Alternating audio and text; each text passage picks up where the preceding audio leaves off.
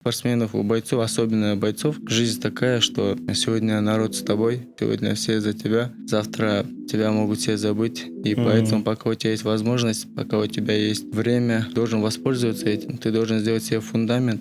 Как вы думаете, каким людям не стоит выбирать спорт? Лентяям, в первую очередь.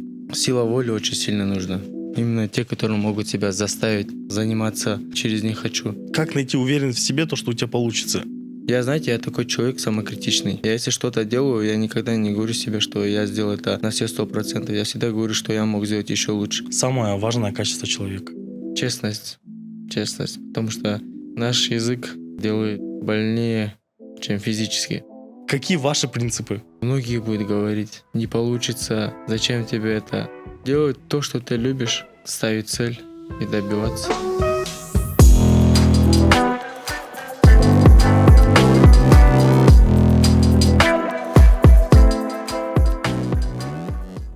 Здравствуйте, наши дорогие подписчики. Так непривычно выходить к вам на русском языке, так как долгий период у нас не было выпусков именно на русском. Но сегодня гость, который прилетел к нам с Москвы, нельзя сказать то, что именно для подкаста, но, в принципе, мы поймали момент. Сегодня у нас в гостях Самат Абдурахманов, кыргыз. Ассаламу алейкум. Как вы? Жақсы? Жақсы келе алдыңыз. Жақсы, шүкір. Вот сразу для зрителей объясню, мы будем как бы на русском общаться основной, потому что основная аудитория у Самат Байке на русском, но кыргызча білеміз, кыргызча қосып тұрамыз. Араластырамыз. Да, без кыргызбыз дегенде. Наверное, вот начнем с последних новостей. В принципе, из последних вы стали чемпионом мира по версии WBL. Чтобы завоевать его, этот титул, у Самат Байке ушел один раунд. Там минута ушла, чтобы завоевать этот пояс. Как ощущение? Ощущение, подготовка тяжелее была намного. Да? Весогонка была, да, тяжелая. Подготовка тяжелая была. Бой прошел так. Мы готовились очень серьезно. И это это начало профессионального бокса.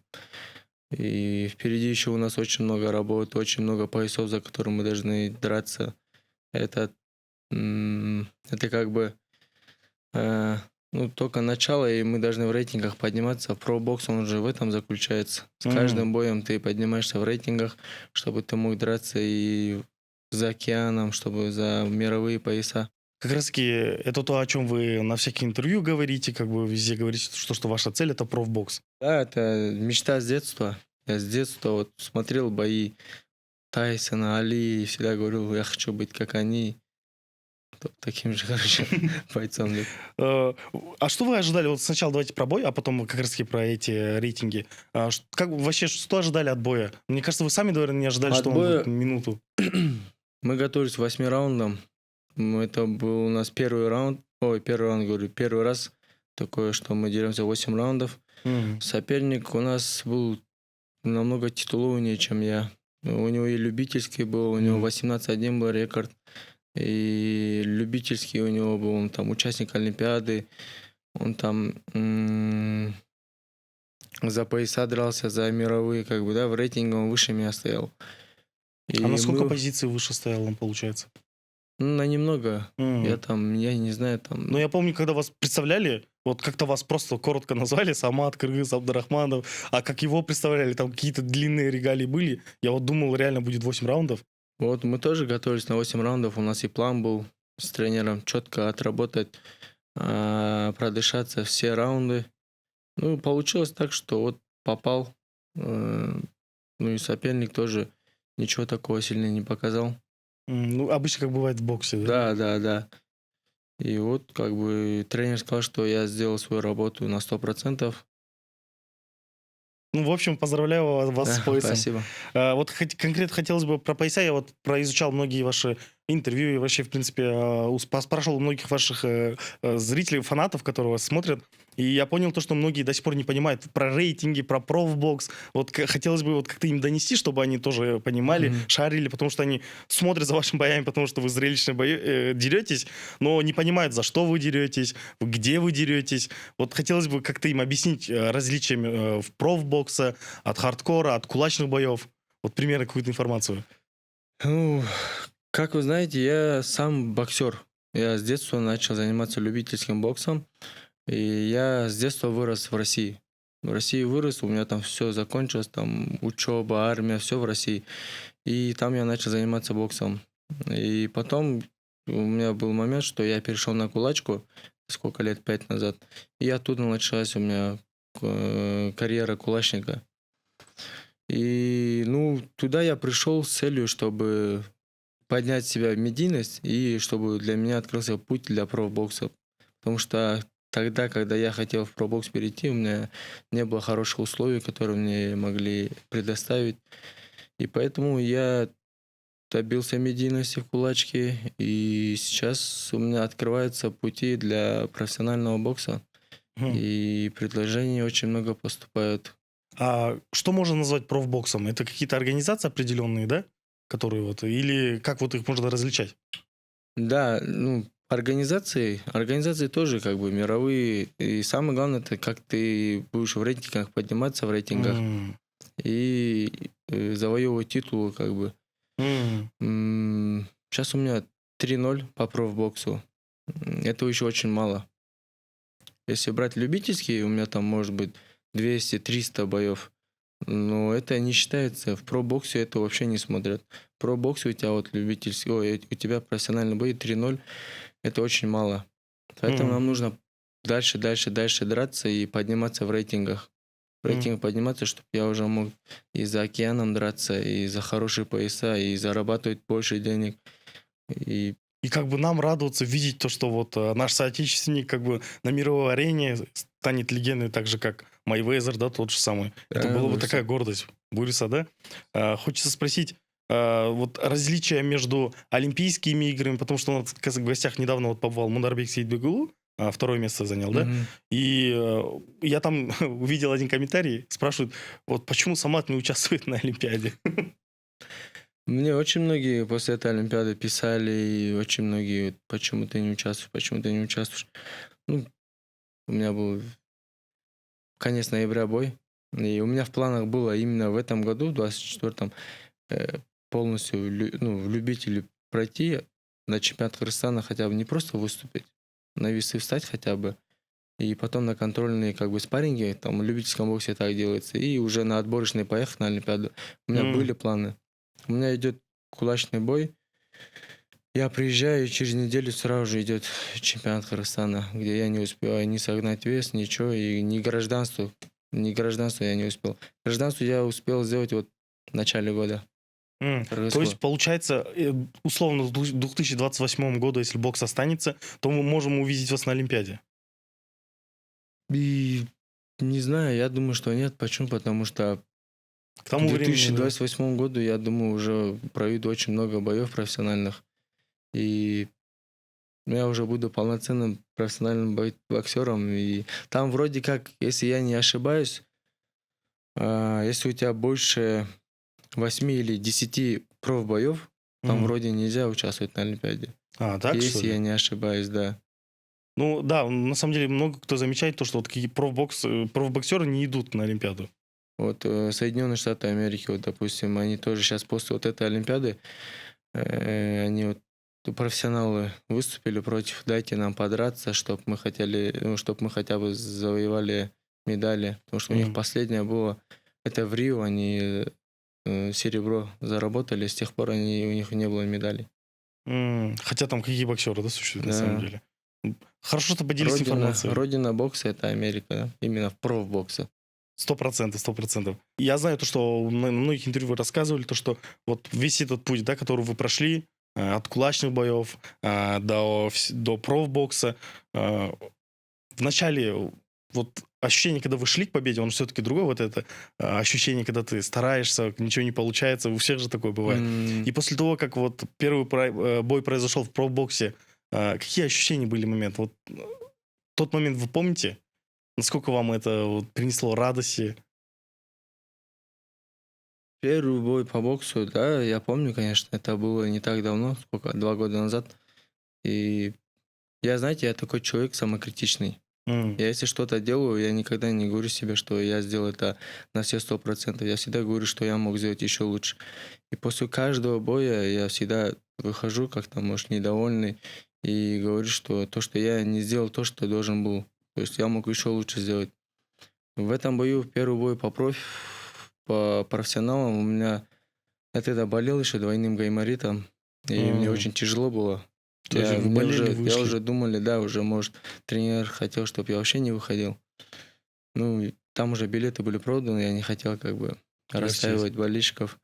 Вышел, выиграл. Ну, думаю, считаю, что я мог намного лучше выиграть, а то и досрочно выиграть. М, Ну, Ну, радость, конечно, была, как бы ты выиграл, пояс забрал. Радость, конечно, есть. слушайте, вот я замечал то, что у многих спортсменов вот самокритика, да, она вот сильно работает.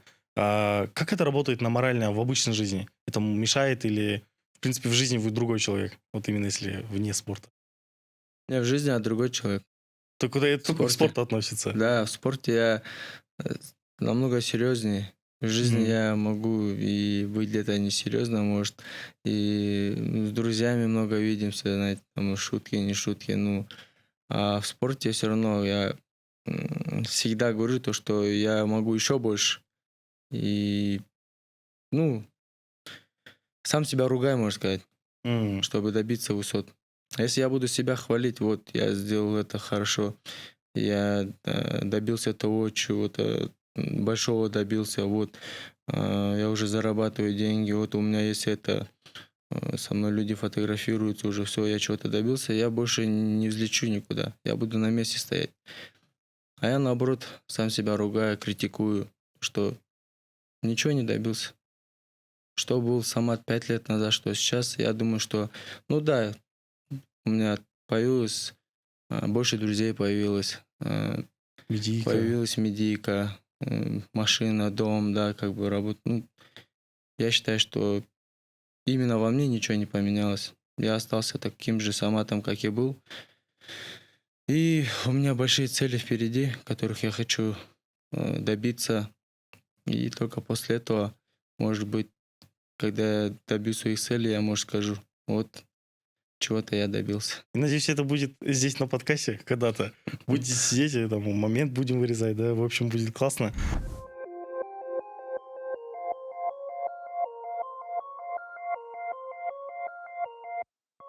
Перед записью я всегда стараюсь сосредоточиться. Но знаете, есть кое-что, что сразу расслабляет. Вот, например, сегодня утром один из моих ребят отправлял деньги домой в Кыргызстан.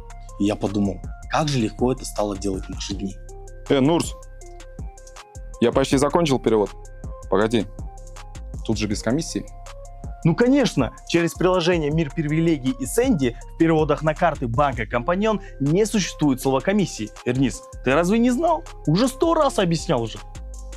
Ребята, отправка денег через мобильные приложения – это супер просто. Вот представьте, не нужно бежать в банк, искать банкоматы, стоять в очередях. Открываешь приложение и выбираешь карту Компаньон. Готово! До 8000 рублей комиссия всего 49 рублей. А если больше, вообще бесплатно.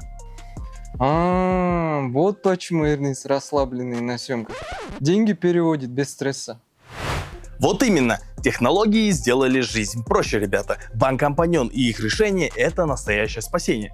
Так что, если вы тоже хотите отправлять деньги домой без лишней суеты и комиссий, открывайте приложение Мир привилегий и Сэнди. Затем отправляйте свои деньги на карты банка Компаньон. Я уже оставил все ссылки в описании выпуска. Уверен, ваши близкие будут рады. Эх, ну что, пора заканчивать интеграцию, пока я деньги не забыл перевести. Переходите по ссылке в описании и отправляйте деньги близким без комиссии. Удобно, быстро и надежно. Хочется вот спросить про момент. Я вот замечаю то, что у многих боксеров, и вообще, в принципе, нет, не боксеров, а в принципе спортсменов, которые добиваются успехов, у них наступает момент, когда вот как раз-таки наплыв медийки, денег, всего, и они вот быстро портятся. И тем самым там карьеру забрасывают. Это было с легендарными бойцами, которые были чемпионы мира во сколько раз. И если вот они не смогли вот этот весь накал сдержать, как получилось вам это сдержать? Какие принципы вот помогают как бы всегда помнить то, что вот есть главная цель, а это такое второстепенное? Нам всем помогает религия. В эти моменты только религия нас останавливает. Мы знаем, дозволено и недозволено, как бы, что можно, что нельзя. Деньги человека, все знают, да, что портят человека. Нужно как бы в правильное русло их Управлять? управлять, да. И я не из тех людей, может, которые, знаешь, Вот я деньги заработал, пошел сразу же тратить на дорогие вещи, на машины, на что-то.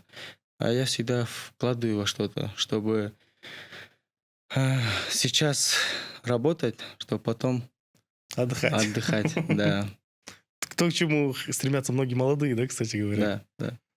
Я вот как раз-таки про деньги вы недавно вот открыли СК Детейлинг, как раз-таки вот что-то еще в бизнесе начали. Это вот как раз-таки эта тема, да, то, что чтобы деньги просто не стояли, они как-то крутились, Ну двигались. да, я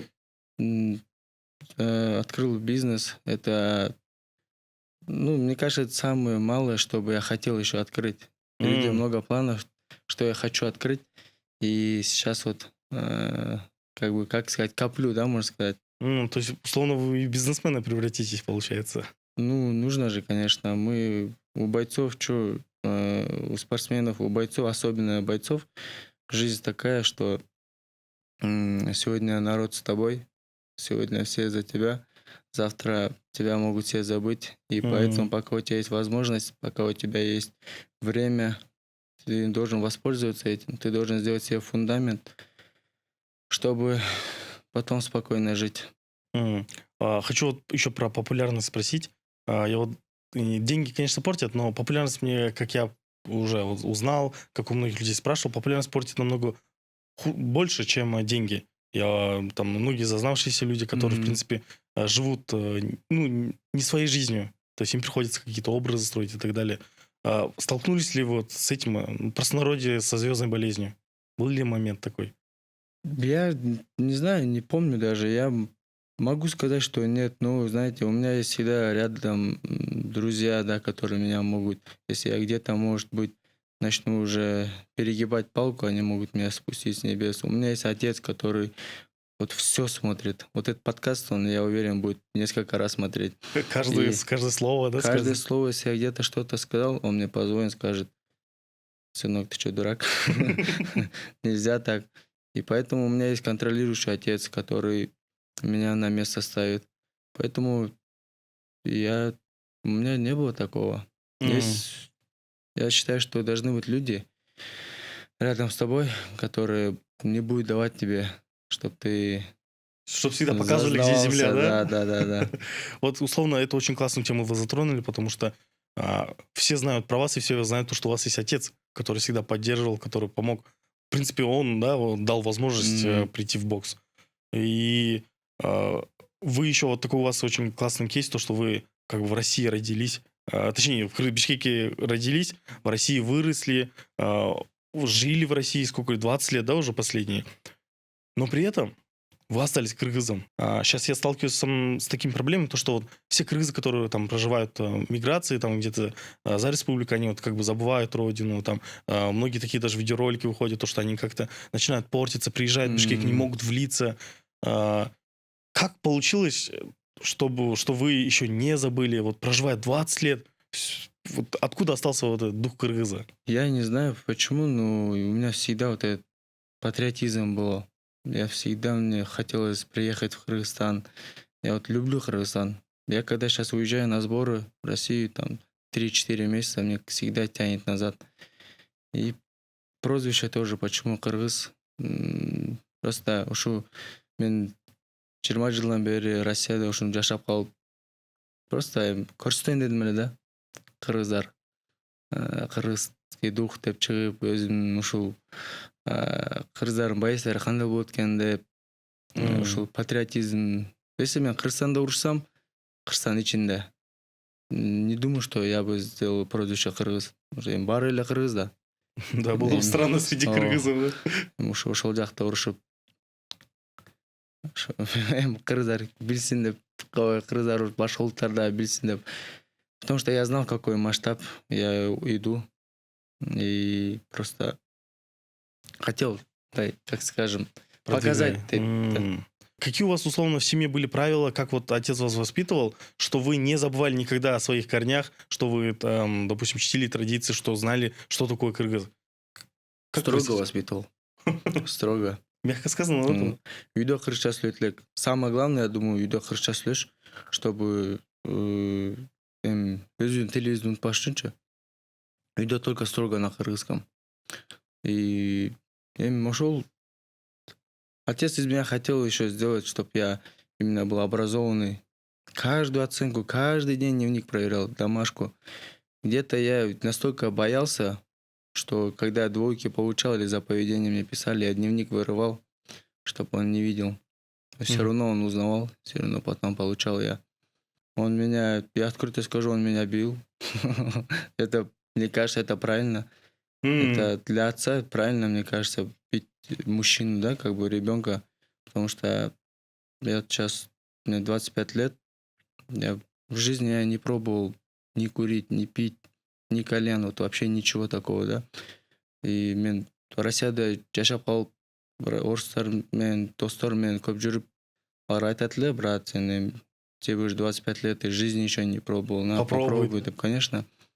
Ну, у меня никогда не было вот это вот, что как-то давай попробую. Еще плюс нужно взять факт, то, что вы-то были таким энергичным, да, если мягко говорить, ребенком. Что спрашивали, ты же каждый день тренируешься, как ты расслабляешься? А я не напрягаюсь, говоришь. Пробить. У нас же сейчас современный мир, где, ну, там, мне кажется, вырастает мягкое поколение. Там нельзя бить, нельзя кричать условно. Была история, то, что даже некоторые дети на своих родителей там в милицию сдавали. То есть наши же мигранты, которые там живут. И много таких историй. Многие люди, может, сейчас даже удивятся, услышав ваши слова, то, что можно бить. Как вы это оправдываете? Вот, как вы им ответили? Я имею в виду бить за что-то. Не просто так. Не дочку. Дочку, И конечно, бить ты это не пальцем... избивать. Да, дочку ты пальцем не тронешь. А сына за что-то. Отец меня за что, допустим, наказывал. Я понимаю, я сам был виноват. И я хулиганил. Я дрался много на улице.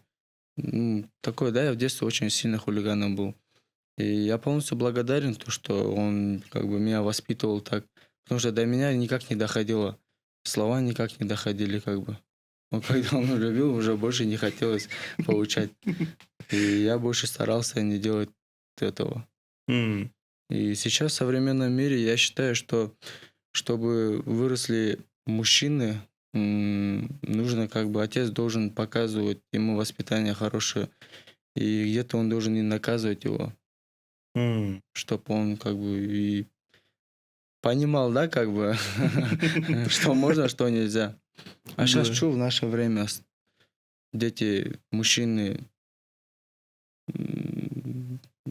перестали отличаться от девушек, можно сказать, да, ну не про всех, я имею в виду, потихоньку к этому идет сейчас, ну, не знаю, в соцсетях же, да, сколько видим там. Да, я понимаю, о чем вы говорите. Ну, понимаете, да, я не знаю, как правильно это вам донести, ну. Да, ну, я понимаю условно то, что вы не хотите никого обидеть, но я могу не хочу обидеть. никого обидеть. Я вместо вас выскажусь, да. Очень много мужчин, которые потеряли вообще качество мужчины. Есть много людей, которые как бы перенимают качество женщины и не могут взять ответственность на себя. Много мужчин, которые условно не ведут себя как мужчины. То есть такого очень много Конечно, стало. без принципов мужчины стали, Без и без принципов. характеров своих. Это самое главное для мужчин, чтобы когда они показывали свой муж, это принципы, у каждого мужчины должны быть свои принципы. Мгм. Характер, сила воли, ну и дух. Это я люблю в мужчинах и в друзьях, когда я как бы общаюсь. В первую очередь, мне кажется, я смотрю на это. Мне кажется, условно, и, допустим, есть же многие, вот для мальчиков скажу, для девочек также привлекательны больше такие мужчины, нежели, ну, которые там мягко говорят. Всегда же они вызывают больше уважения. Невольно их же уважают все равно. Какие ваши принципы? Мои принципы? Да. А у меня много их. А если вот основные, самые главные принципы по жизни, вот можно сказать? У тебя какие принципы есть, скажи? О, классно. Ну, у меня есть одним из самых главных принципов является вот это уважение к своим родителям. Всегда хороший пример для других людей, так как я условно владею аудиторией. И в-третьих, это всегда помогать, если у меня есть возможность. Я думаю, что вот эти три принципа как бы составляют мою жизнь, потому что родители это все, а дальше это моя работа, в которой я Мгм. как бы приношу Мгм. пользу, и я считаю, что это мой долг. И в-третьих, это помогать всем, кто вокруг меня. То есть, условно, если я имею какой-то ресурс, какие-то знания, я думаю, что мне нужно этим делиться, чтобы другие развивались. М, Ну, то есть это тоже как-то соприкасается с исламом, но в основном вот эти три принципа всю жизнь меня как бы направляют. И с детства там, допустим, со школы я таким был. Там, типа, давайте там поможем этому, то, и учитель самой сумку переносит, давайте. То есть я такой всегда был. Вот про такие принципы я спрашиваю. У вас какие принципы? Ну, ты уже тогда сказал все три основные причины. Это помогать родителям, это давать правильный пример молодежи. Э, Я понимаю, да, что на меня тоже смотрит много молодежи, и я хочу, чтобы они брали с меня правильный пример и только видели хорошие качества. Ну и поднимать наш Кыргызстан, Патриотизм, да. патриотизм.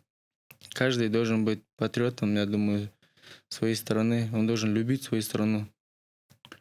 Он, он должен чувствовать себя как будто не что мне дал народ, а что я дам народу. Деп сам деп қойды ле. Маған мамлекет береді деп отыр ғой, мен мамлекетке Вот, эмне вот, беремін вот, деп. вот, ошо. Когда вот за вами следил, в принципе, бои же жестокие, Мгм. там следишь. С одной стороны, ты всегда рад, то, что вот как бы продвигает человек нашу страну. С другой стороны, я всегда ставил на место, вот, допустим, бойцов. Я вот попробовал себя ставить на ваше место, и те слова, которые когда вы вначале же вообще не из-за денег выступали, там вообще даже не платили. И вот понимать то, что ты вот на публику дерешься, там, ну, то же самое Колизей, да? Мгм. Ты хлеб для народа. Ты выходишь драться и чисто для того, чтобы как-то развлекать толпу, и еще деньги не получаешь с этого. Вот какие были ощущения? Было ли вот ощущение то, что вот это настолько унизительно? В первую очередь я дерусь для себя. М. У меня принцип тоже есть. Я такой человек, что я не из тех людей, чтобы кому-то что-то доказывать. И, знаешь, вот я не обязан кому-то. Никому не обязан, ни к чему не привязан, никому не подобен, поэтому и свободен. Понимаете? Поэтому я в первую очередь для себя дерусь. Развлекать кого-то там я не планирую. И я же вам сказал, я пришел туда, чтобы Исполнить именно свою в мечту. кулачку, именно в кулачку. Я пришел туда, чтобы поднять себе медийку и уйти в пробокс. М. А, Потому что в кулачка я не считаю это спортом. Чисто мое мнение. Да.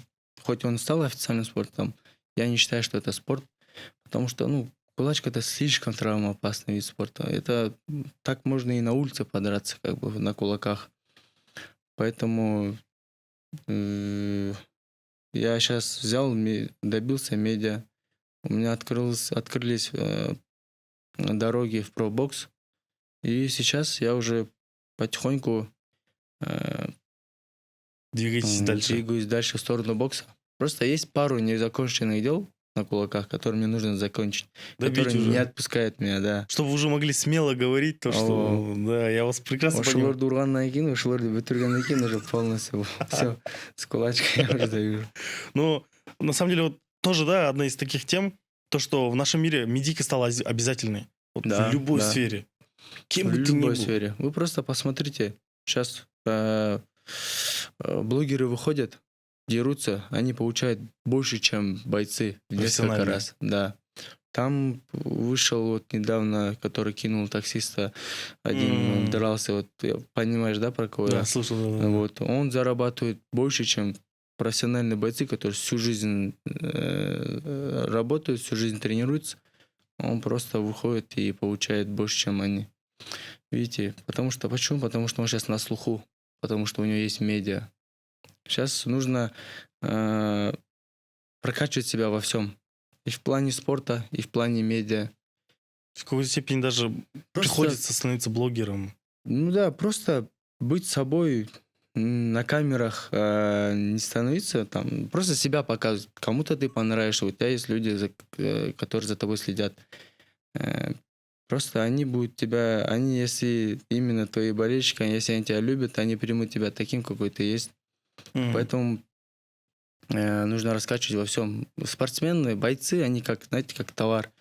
Мы должны себя раскачивать во всем, чтобы мы зарабатывали больше. Мы себя должны, допустим, продать за большую, да, как бы, чтобы заработать большой гонорар. Каждый же дерется же за деньги. Ну да. Любой дерется за деньги, любой пришел в спорт и за денег.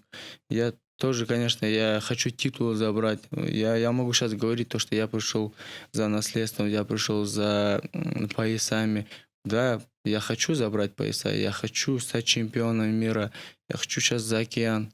Ну, деньги это тоже все равно там как бы Играет свою роль. за то, зачем ты пришел. Мы каждый день тренируемся в несколько раз. Мы каждый день пашем, оставляем столько сил, столько энергии, столько Труда. можно сказать, знаете, труда. И ради чего? Мы должны как бы зарабатывать на этом. Скоро у нас уже у всех будет семья, как вы знаете, чтобы у нас был фундамент. Чтобы строить семью. Конечно. Это же тоже работа. Вот как ваша работа. Вот как обычных Да. людей, как они ездят в офис работать, кто где работает. У нас такая же вот работа. Каждый день. У меня многие спрашивают, когда бывает же, вот, сидим, ты только спортом занимаешься или еще работаешь где-то? Я говорю, это моя работа. Утром в зал, потом на обед иду спать, потом вечером в зал, потом уже могу увидеться с кем-то. Это и есть моя работа. Определенно, как и остальные люди ходят в офис, вы также ходите в зал. Ну, то есть, Ну как да, надо было. конечно. Вот интересный момент. Вы правильно сказали то, что вот медийка теперь нужно бойцу совмещать много других факторов, да? И из-за того, что всем нужно теперь иметь медийку, все как бы освещают. Есть такие примеры, как вы, но, к сожалению, как по моему мнению, плохих примеров намного больше в медиабоксе, в поп-ММА, да, как происходит. И молодежь, она всегда стремится вот попасть туда. Вот я знаю очень много, даже среди моих знакомых, что вы понимали, как мы ровесник, сидим, и есть те, кто там с детства спортом занимаются, они такие, так, черт этот бокс, там, я не хочу вот идти в проф, я пойду драться в поп-ММА. Там, мне плевать, что у меня кровь будет, но я хочу там деньги, там слава. Вот как вы думаете, что вы сказали бы этим молодым ребятам, которые вот стремятся именно туда попасть? Мне тоже очень многие такие смс-ки приходят. Вам пишут, да. Каждый день, да. Есть такие, которые в жизни никогда перчатку даже не одевали, но говорят, я духом силен, дай мне подраться возможность.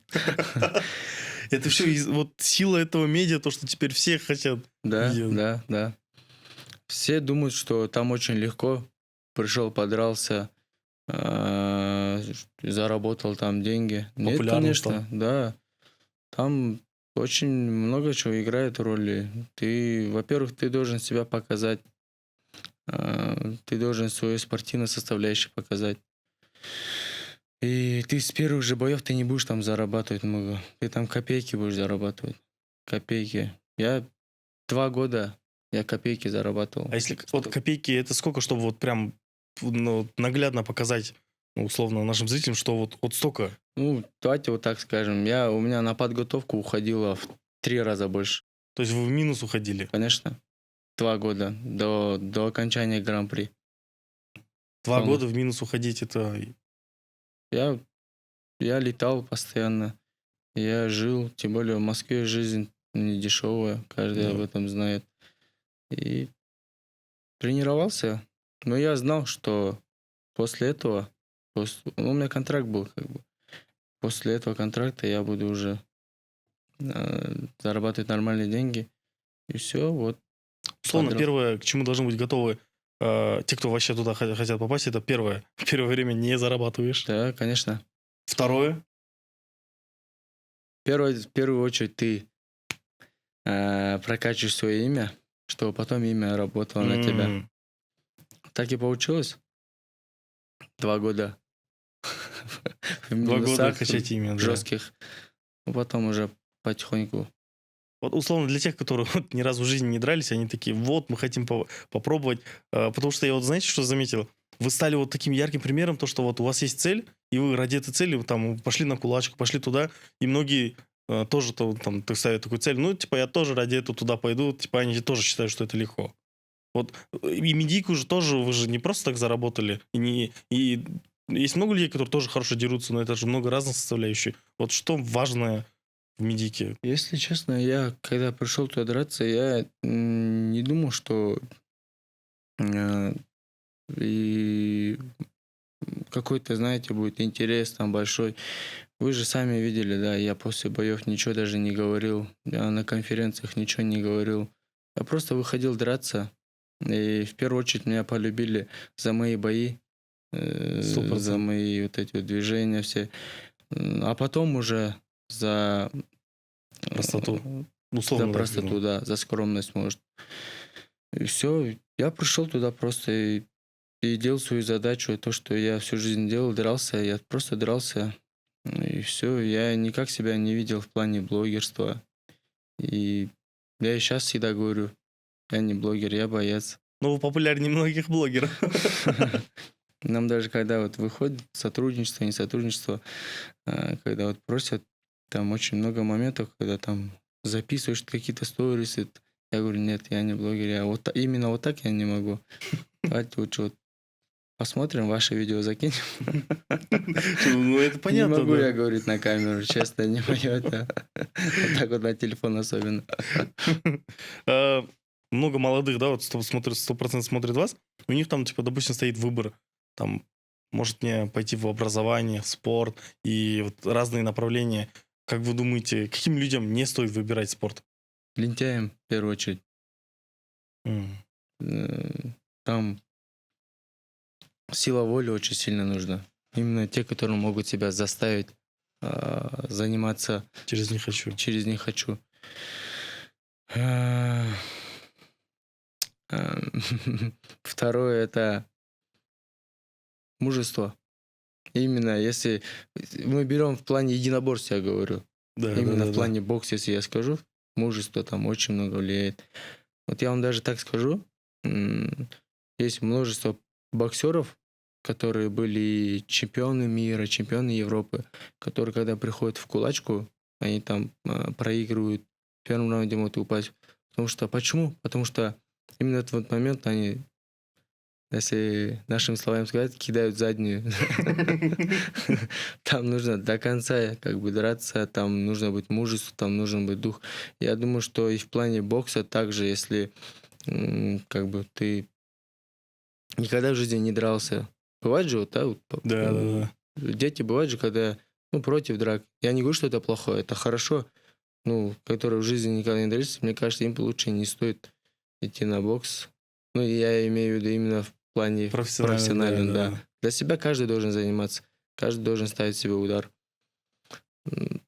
Тяжело будет, очень тяжело. Легче дается тем пацанам, которые, привыкли, да, к таким ситуациям. Ну, наверное, их жизнь уже, да, подготавливает. Мне кажется, уже где-то вот в вашем молодом возрасте это уже было решено, что вот этот спорт. Да, я очень сильно любил футбол еще. Я понимал, что это командный вид спорта, и я всегда злой был, когда кто-то не добегал, кто-то пас не отдавал. И я понял, что это не мое, мне нужно идти драться лучше. Вот условно, если бы 11 саматов ушли бы на поле, да? Против там 11 других. Вот эта команда была бы. За какую команду болеете по футболу? Вы же до сих пор смотрите? В детстве сильно смотрел, Барселону любил. Барселона? Да, сильно любил Барселону. И сейчас что? Не следите уже. Сейчас за Кыргызстан, блин. За сборную, да? За сборную. Да, актуалочка, кстати, да, за сборную Кыргызстана. Мы им желаем, чтобы они на чемпионат мира пробились. Да. Потому что это тоже огромная гордость. Поэтому алға Кыргызстан, ақтірек көктерек, там бизнеске гол керек было. Про Кыргызстан. Когда вот приезжаете в Кыргызстан, здесь живете, вы вот когда гуляете по Бишкеку, 100% там многие стремятся вот в Москву, там развито, да, там много возможностей заработать деньги, вот все с этой целью туда стремятся, но вы, человек, стремитесь наоборот, вы как бы там как бы проживаете, но всегда хотите, я вот даже ваши слова услышал на интервью, то что вот по-любому в конце концов я приеду в Кыргызстан и буду здесь жить. Почему Кыргызстан лучше для кыргыза? Родина, потому что моя. Потому что меня тянет сюда. просто тянет. У меня здесь мои друзья, мои родственники, моя семья.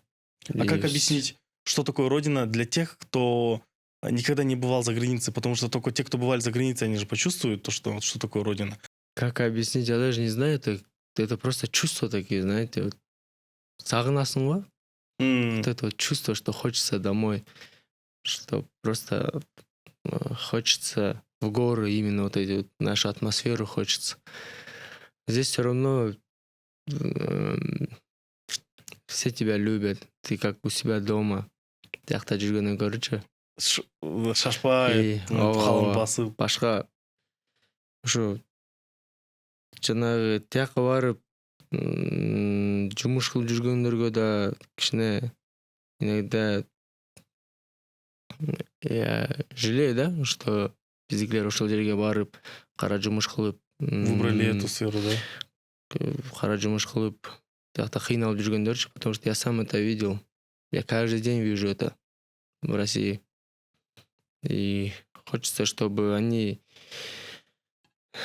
здесь работали, ни в чем не затруднялись, не трудились, и чтобы к ним было жақсы Хорошие отношения. отношения, и чтобы всегда были рядом с семьей.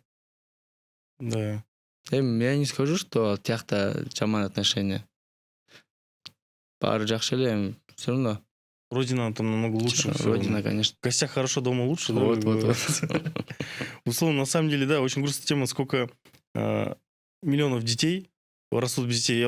У меня есть классная история, один устаз рассказывал, говорит, к нему вот подошел маленький ребенок, сколько лет, 7 ему было, подходит со слезами, короче.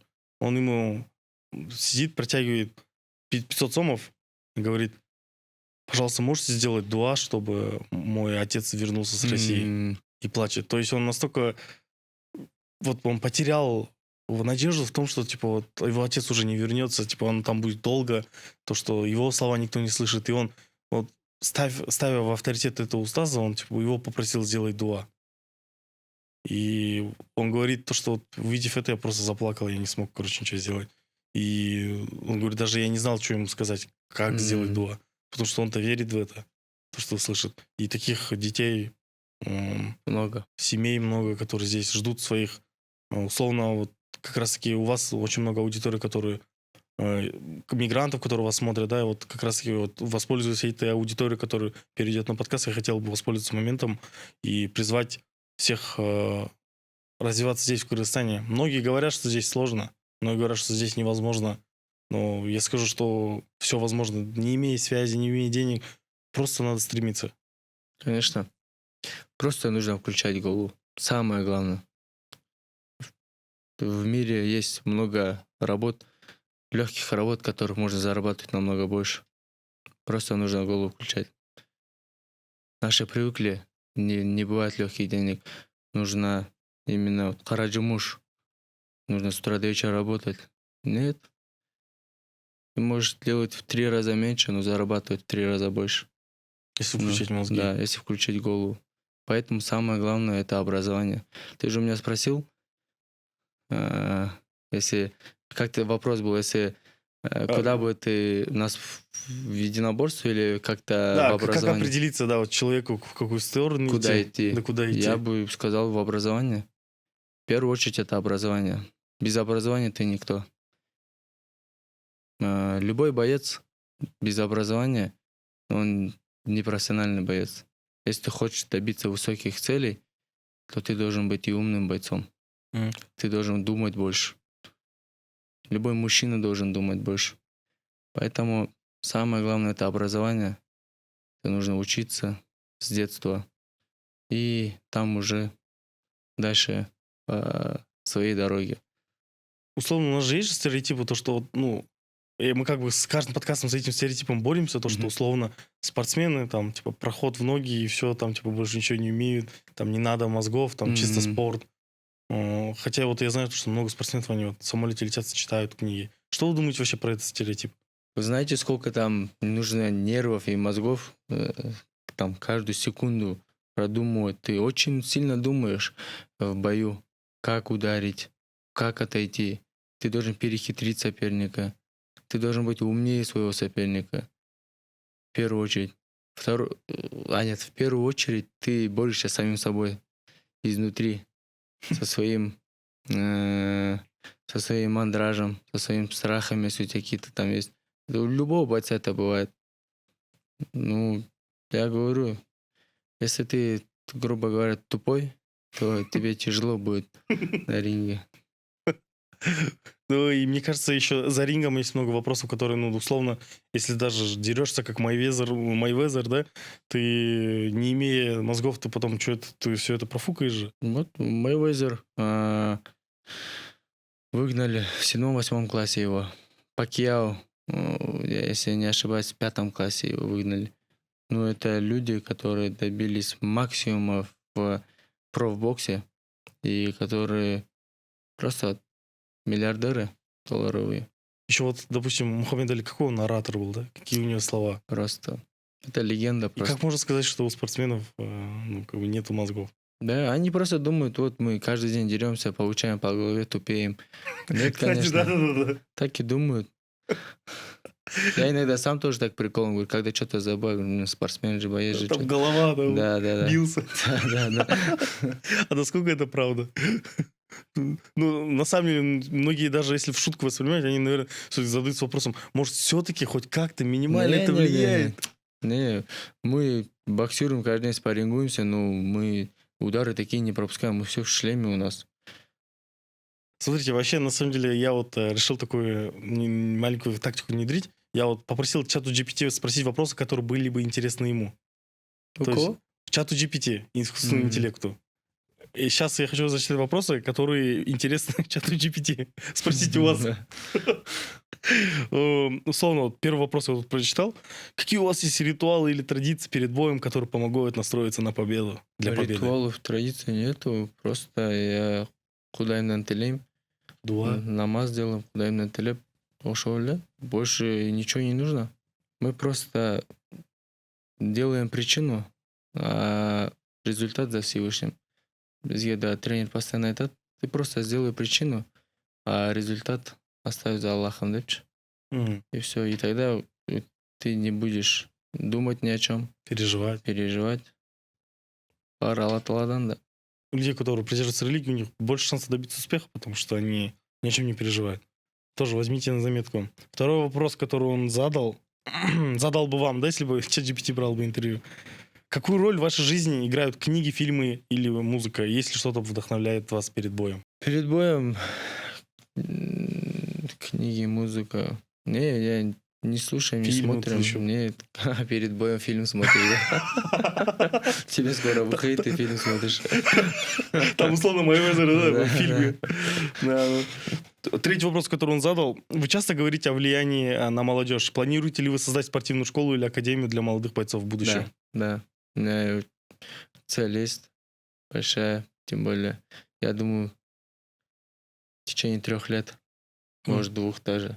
Я, знаете, вот где-то слышал статью, вот там проводились анализы про спортсменов, которые вышли из малоизвестных стран, и по итогу эти страны очень сильно развивались, потому что они выходили вот в одиночку там какую-то дисциплину, добивались огромного успеха, потом огромные деньги реинвестировали в свою страну, открывали разные школы, и за счет этого развивалась, ну, типа там инфраструктура.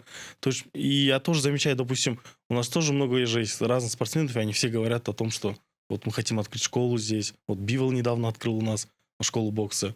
И мне кажется, это было прикольно. Вот, допустим, гуляешь там по Байтик-Батуру, там слева школа Бивола, справа школа Самата, там типа выбирай, какую хочешь. Да, конечно, я хотел бы, чтобы для молодежи было условия, полные условия, чтобы они тренировались, добивали свои цели, потому что очень много молодежи, которые хотят также в профбокс, но они могут тренироваться, они могут дойти до какого-то определенного уровня, может, до мастера спорта, но дальше у них нету продвижения.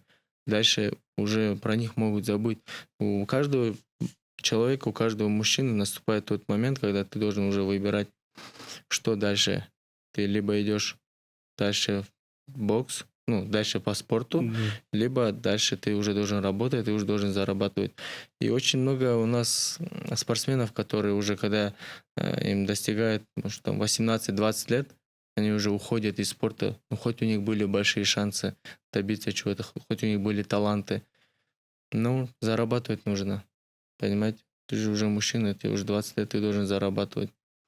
И я бы хотел бы открыть такую школу, чтобы полностью продвигать бойцов, полностью помогать. То есть не просто научить боксировать, а потом в будущем как-то еще найти, Да, конечно. помочь найти свое место.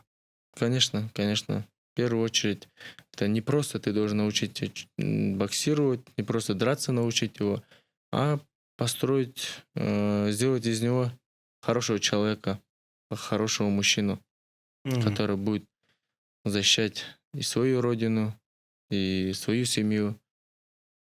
Вот вы сказали вот про этот выбор. На самом деле, да, я вот тоже знаю, что наступает время, когда ты условно спорт, потому что если спорт идти, там же большие риски, допустим, если что-то не получится, ты либо тренер, либо грузчик. Либо грузчик, да, вот, по большому сожалению, как у нас с борцами происходит.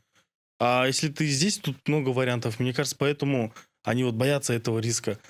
Вот каким людям стоит выбирать спорт? Вот как найти уверенность в себе, то, что у тебя получится? Нужно просто делать. Если тебе это нравится, нужно делать. Ты должен любить свою работу. Ты должен полюбить спорт. Чтобы, если ты хочешь добиться высоты, ты должен полюбить это. Ты должен каждый день, ты должен ты должен каждый день улучшать себя. Да, Не так сомневаться. скажем. Да, конечно. И что, если молодежь смотрит сейчас это видео, то смело приходите. Смело газ получается. Тренируйтесь. Да, я бы очень сильно хотел бы открыть именно здесь, в Кыргызстане, школу бокса. Когда нам это ожидать? В течение 2 лет, надеюсь. Я хочу на уровне открыть и привести профессиональных тренеров. И, ну, естественно, я не буду как бы каждый день там тренировать. Но я хочу делиться и своим опытом. Ходить рассказывать, да. Да, конечно. Классный экспириенс. Надеюсь, это получится. Надеюсь. Как вы справляетесь с давлениями и ожиданиями болельщиков? Бывали ли моменты, когда вы чувствовали себя перегруженным? 1 раз было. И это единственное поражение мое, которое было. Я сам не понял, как это произошло. Но на меня какое-то сказалось давление. И я после этого очень был зол на себя, когда я не смог сделать то, что я должен был сделать. Это вот единственное мое поражение. Не соперник меня выиграл. Я сам себе проиграл в этом бою. Я могу сказать так. Поэтому я хочу поскорее реваншироваться. Как вы справляетесь в других случаях с давлением? Вот, и ответственностью, потому что это тоже ответственность, там, как вы за страну выступаете. Как с этим вы справляетесь? Как я и до этого говорил, мы полагаем, Всевышний располагает.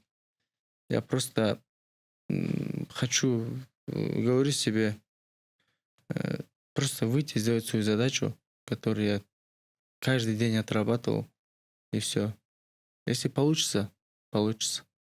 Если нет, ну, значит, Всевышний не захотел, чтобы я сегодня выиграл.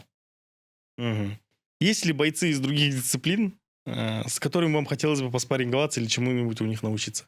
Я такой открытый человек. У меня иногда приходят и спаррингуются не только спортсмены из других дисциплин, и бывает, и это и блогеры, это вот и Кекеев, вот, который был, я и с ним тоже спарринговался. Ну, это так, знаете, в шуточном С Аргеном манере. С Аргеном вот недавно, вот буквально пару дней назад. И кто из них сильнее получился по бою, по технике? Ну, Арген готовится к бою. У него будет бой в Дубае против тоже одного блогера. То есть он в ПМА, что ли? Кстати, это тоже эксклюзивно походу, или он говорил об этом где-то? Ну, у них переговоры идут. Это татуирован этот Милухин. Вот с ним. Да, в Дубае был. Ошалеть. Вот это... И вот он попросил поделиться опытом. И вот... Значит, мы из-за Аргена топим? Будем топить? Ну да, что... Я же говорю, они могут заработать намного больше, чем профбойцы, которые дерутся. Почему? Со- Потому что у них есть у обоих медийка.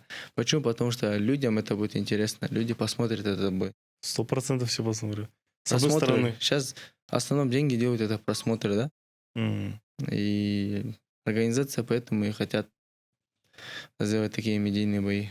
У нас вот вопросы были. Вот есть же про жизнь. У нас же подкаст вот про мировоззрение к жизни, к взгляду. Вот хочется спросить у вас, что такое деньги? Деньги не помогут нам в могиле. Деньги не заменят нам любви. Почему же ради этой пыли люди перестали быть людьми? И здесь эти волки безумно можно быть первым. Ты сам сказал, по-философски сказать. Я удивлен, откуда вы вот столько фраз знаете? Вот, прям Не знаю. заучено. Нет, когда маленький был, я вот это, не знаю, читал, запоминал. Красивые вот эти вот цитаты, бывают же.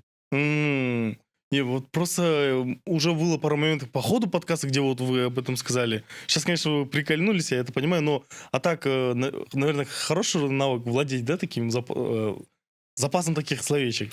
Я, наверное, так скажу. Ну, не знаю, сами приходят, когда вот.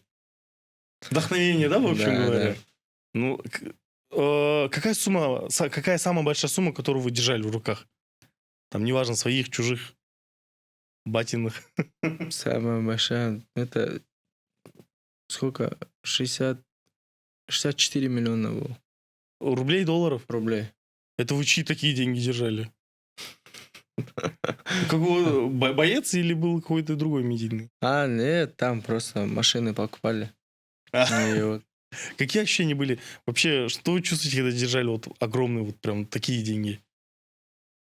Да, никакие обычные. Это же не мои же были. Если мои были бы, может, я бы почувствовал бы. А если из своих денег тогда уже, если вот на то пошло? Я бы что почувствовал? Сразу же надо было что-то открывать, Как раз вкладываться. вот эти свои цели. Да, вкладываться сразу же во что-то. Мужчина должен всегда вкладываться. Мгм. Что такое любовь? Не знаю. Я не любил. Почему это так прозвучало? Я не знаю. Я не любил. Она потеряла лунные звезды, да? Так что такое любовь? Это привязанность к человеку, которая происходит со временем.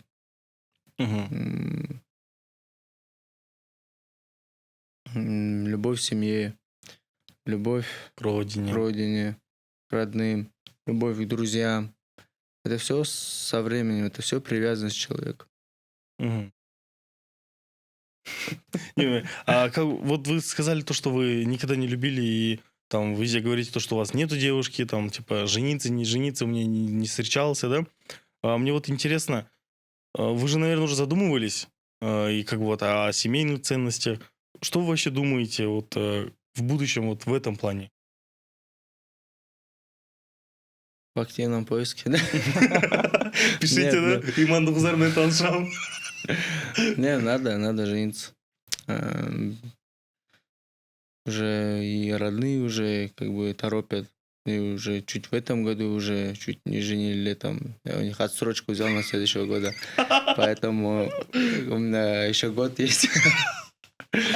А так просто, ну так получилось, что мен Россияда өсіп қалғам и постоянно там.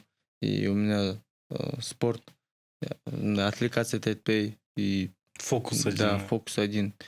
И уақыт жоқ был, времени вообще не было, да? Как-то, может, на личную жизнь. Ну, сейчас уже я понимаю, что уже 25, уже нужно.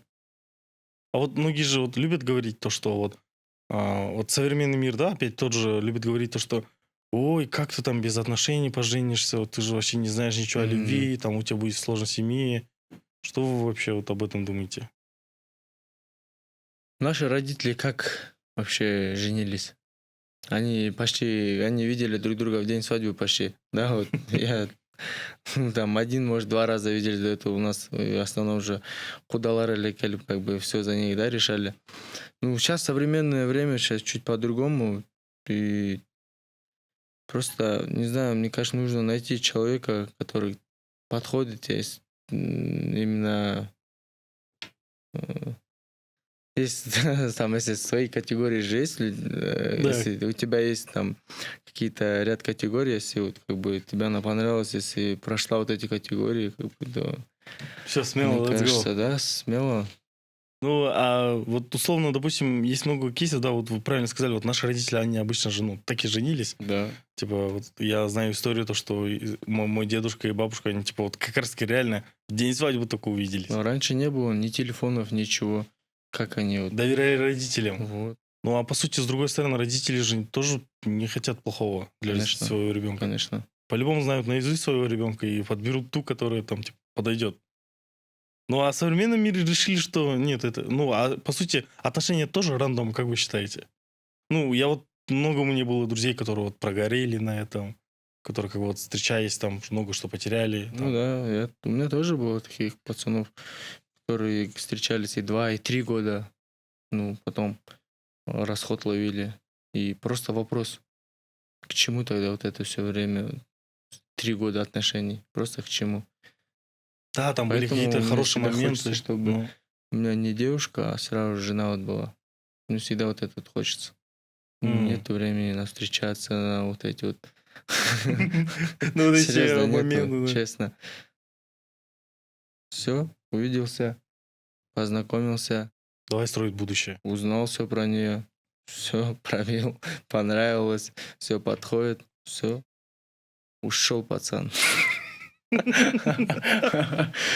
А вот давайте, я не люблю такие вопросы задавать, но интересно вот с ваших уст узнать, да? Вот, как вы вообще думаете, как нужно выбирать жену себе? Не девушку, да, вот жену, мы же хотим все жениться сразу. Как вот, по каким Чё за критериям? острые вопросы? Ну, я себе хочу жақсы жөнөкөй, имандуу кыз с хорошей семьи. Это самая главная черта. Неважно, сколько она зарабатывает, неважно, откуда она будет. Просто вот эти вот критерии. Мгм. Ну, может, к следующему году, к следующему подкасту вы уже женитесь, и тогда вот я вас спрошу, каково быть в семье. Как вы как вы нашли, да? Да-да, как вы нашли? Расскажите историю, что такое счастье? Счастье это... Счастье это когда твоя мама, твой отец каждый день тебе пишут утром, вечером, особенно мама. Каждый день. Я в Москве сам нахожусь, каждый день я сообщение приходит. Ты проснулся, күн жақсы өтсін, вечером, ақыл балам жақсы көріп жат. Вот это, мне кажется, счастье, когда твои близкие, твои родители, твоя семья, все рядом с тобой, когда вы любите друг друга, когда ты прям все, что ты заработал, хочешь именно отдать им. Так и происходит. Я все, что я заработал, я всегда прихожу после каждого боя, я свой гонорар отдаю всегда родителям. Почему? Потому что они знают, куда лучше это потратить, чем нежели я. Я могу сидеть в заведениях, кушать, да, тратиться, но я стараюсь отдать все им. Отцу машину купил, дом построил, как бы все для родителей. То, что они в нас вложили, я хочу обратно им отдать, и чтобы они ни в чем не нуждались. Я просто хочу, что... Я просто видел сам в жизни, как они работали, как они нас обеспечивали. И я хочу, чтобы они сейчас только путешествовали по миру и наслаждались жизнью. Вот это вот моя самая главная мечта и цель.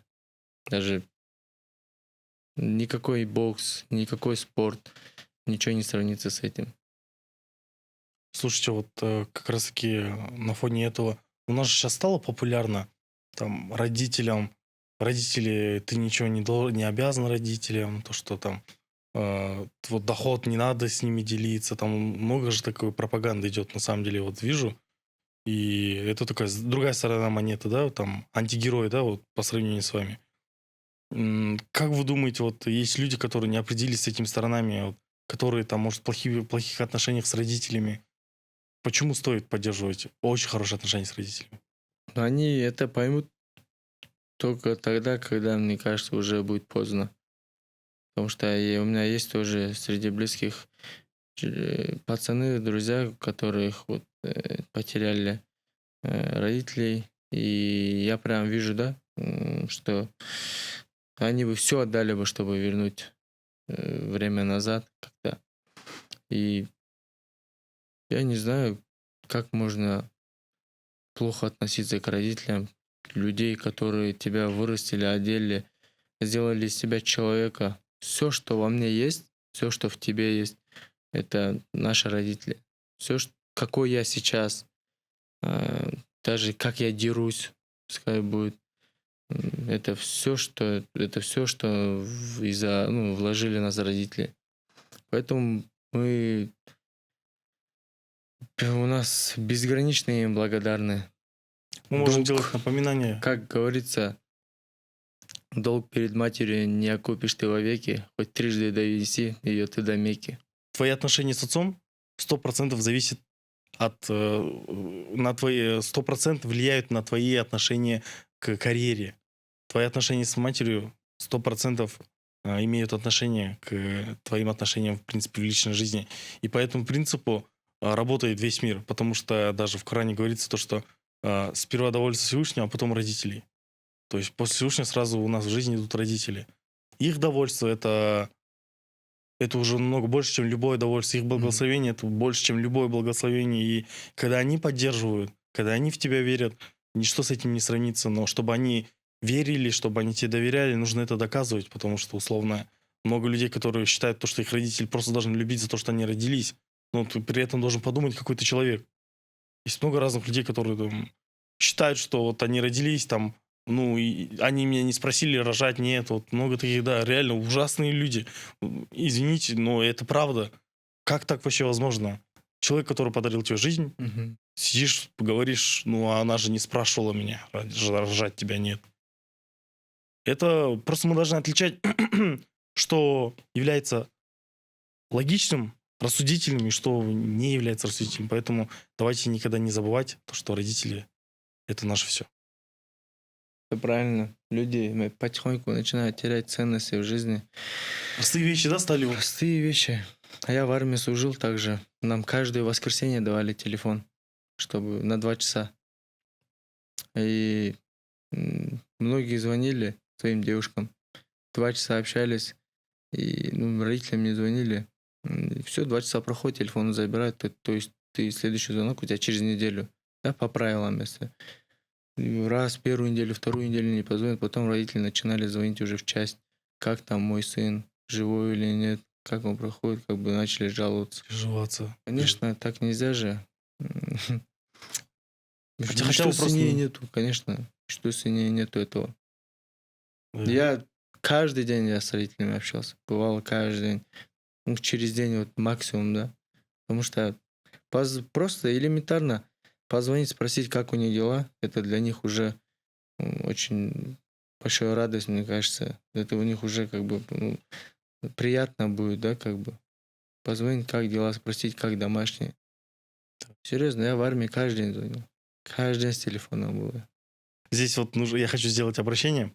Может, это именно тот момент, на котором вы должны поставить на паузу и позвонить своим родителям. Это именно тот момент, когда вот идет прямой посыл, прямое напоминание о том, что есть родители. Поставьте видео на паузу, позвоните своим родителям. Скажите, что вы их любите. И скажите, что они у вас единственные. И вы почувствуете всю эту радость. И как бы больше будете счастливы. Конечно. Просто позвоните, скажите, я вас люблю. Для вас это пару слов, а для родителей это только счастье, может. А почему только зрители? Я тоже хочу сказать. Мама, папа, я вас люблю. Я говорю вам спасибо за все. И вы тоже можете это сделать. Сказать родителям. Да, я только что позвонил перед тобой. И тут как раз-таки истекает следующий вопрос. Вы счастливы? Да. Удалось достичь почти своей цели, то, чтобы обеспечить счастье родителей, чтобы они не работали нигде. уже начинается. Да, да, я счастлив. У меня есть все. У меня есть все. Я говорю, альхамдулилля. Самая большая мечта, хотя ответ известен, Какая? у вас, Ну, стать Стать чем? профбоксером, который добьется самых больших высот. Самая большая мечта, да. Стать чемпионом мира, абсолютным чемпионом мира по профбоксу. Но еще есть больше мечта. Сделать так, чтобы родители всегда путешествовали по миру и были всегда счастливы. Это на первом месте. Это на первом месте для нас. Каково быть кыргызом? Это честь. Если вот выбрать, вот если вам дали бы вариант выбрать там, вот, допустим, вот сколько стран существует, вот сказали бы, вот рождайся где угодно.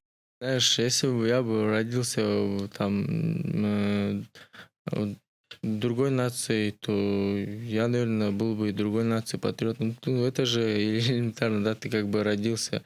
У нас же это же со временем пробуждается же. Я же не родился же сразу же, о, я кыргыз, там. Я же не понимал же, что это любовь к своей нации, своей родине, это же со временем появляется же. Да. Поэтому, если ты бы родился бы в России русским, то ты бы любил бы также Россию. Поэтому Да, со и вот временем. тут тоже слова из Корана подходят, то, что Всевышний создал разные народы, чтобы мы узнавали друг друга и познавали.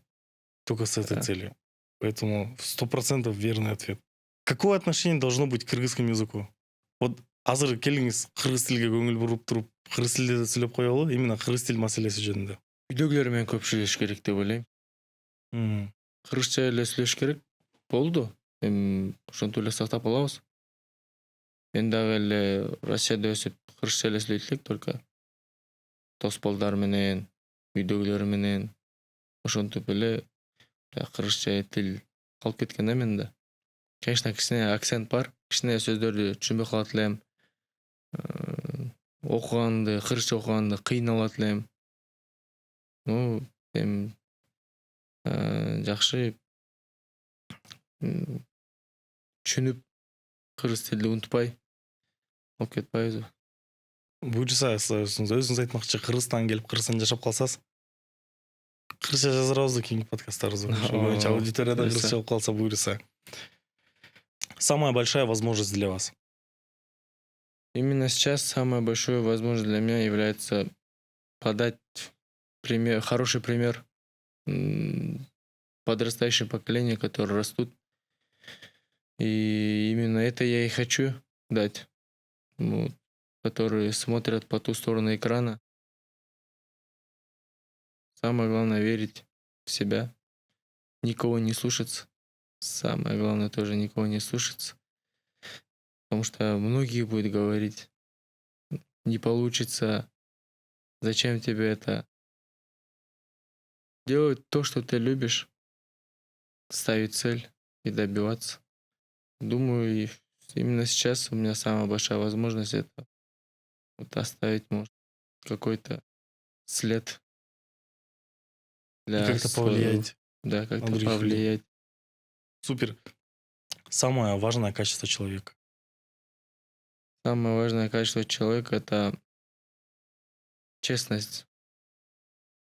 Честность. Потому что наш язык делает больнее, чем физически. Поэтому И это говорит как бы боксер. Язык делает много больнее, чем... Поэтому я уважаю людей, которые говорят честно. А как эту честность сохранить? Больше изучать религию, мне кажется. Потому что наша религия, весь ключ ко всему это наша религия. Инструкция, как жить? Да. Вопрос, который касается нас. Что для вас нахта и как вы это слово понимаете? Правдивый, честный. Кто самый нахта Кто самый нахта? из людей? Депутаты, да?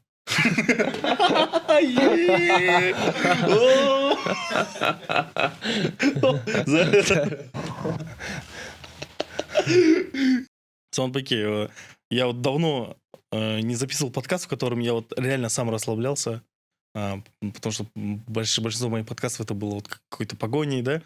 Вот после перерыва с новым вдохновением сейчас у меня этот подкаст получился очень таким лайтовым, посидели, обо всем по жизни поговорили. Мне кажется, вот так много еще нигде не говорили, как по мне. Сегодня про все, и про женитьбу, и про то, как стать боксером, как выбрать жену. Еще нету, в будущем, да? В будущем. Поэтому я очень был рад, что мы с вами такой классный подкаст записали, потому что, мне кажется, многие люди, кто получит из этого какой-то опыт, поднимут настроение. Всем приятного аппетита, кто пьет чай. Хотелось бы, чтобы вы какие-то слова напутствия сказали именно для тех, кто видит вас примером, для тех, кто считает, что вы феномен. В первую очередь хотел бы сказать спасибо всем, кто смотрит, поддерживает, болеет. Моя мотивация — это именно вот вы, это именно вот мой народ, это именно вот люди, которые за меня болеют. Нас это мотивирует каждый день вставать на тренировки, трудиться упорно. Поэтому вам спасибо, что смотрите. И это еще очень много у нас впереди, которых мы добьемся вместе. И тебе тоже хотел бы пожелать удачи. Спасибо Ты молодой пацан, и уже снимаешь такие подкасты с такими вот именитыми людьми, я вот видел. И просто не останавливайся. И чтобы, как ты говорил, через 2-3 года, когда мы увиделись, уже... Было Да. еще на другом уровне уже, разговора. Да, намного на другом. Поэтому тебе тоже бери планку выше. Я хочу пожелать не только среди наших Рсан, а чтобы ты был известен в мировом формате, да. Может, я не знаю, через год пригласишь Snoop Dogg здесь. Условно, к Все примеру, может да. быть, все может быть. Просто нужно делать то, что тебе нравится. Я вижу, что тебе нравится этим заниматься. Поэтому спасибо еще раз, что пригласил. Мы с тобой очень хорошо пообщались. Я в натуре вот на расслабоне, да, можно сказать, Да, мы даже общаюсь. сели на расслабоне. Да. На самом деле, да, вам... Кстати, первый человек, который пожеланий нашему подкасту сказал именно на камеру, многие за камерой вот как-то вот здесь и зацепили. Очень большое спасибо и вам за то, что вы уделили время.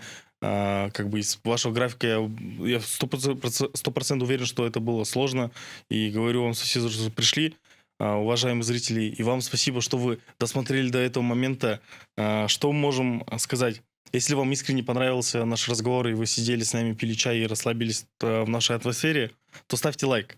Если нет, то можете пройти мимо, пишите комментарии, пишите свои какие-то вопросы на будущее. Все эти вопросы мы оставим, и как-нибудь в следующем году, может, через 2 года, через 3 года, как мы обещали, встретимся. Вам, Самат-беки, желаю большой удачи. Всегда помните, что есть такое молодое поколение, как мы, моего возраста и чуть младше, которые болеют за вас, которые смотрят на вас как на пример. И поэтому мы будем болеть за вас, смотреть, брать пример. И желаю удачи. Дорогой зритель, спасибо, что досмотрел. Это был Нахта подкаст. До встречи в следующих выпусках. Спасибо.